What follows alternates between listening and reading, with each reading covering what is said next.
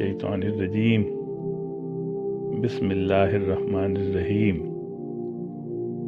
خانہ کعبہ مسلمانوں کا قبلہ ہے، اس کی طرف رخ کر کے نماز پڑھی جاتی ہے۔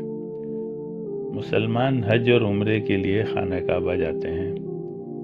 حاجیوں کے لیے خانہ کعبہ بہت قابل تعظیم ہے۔ اسی طرح خانہ کعبہ کے منتظمین کے لیے حاجیوں کی خدمت باعث سعادت اور باعث اجر و ثواب مانی جاتی ہے۔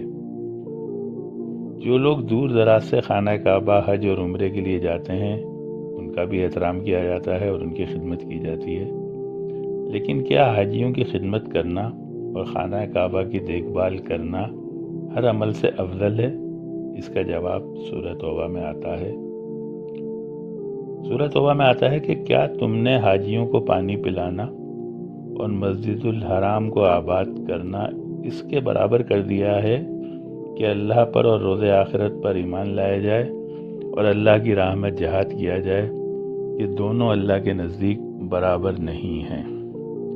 خانہ کعبہ اور حاجیوں کی خدمت کرنے والے عرب کے لوگ اور دنیا بھر سے وہاں جانے والے مسلمان کیا فلسطین کے مسلمانوں پر ہونے والے مظالم سے بری الذمہ ہیں؟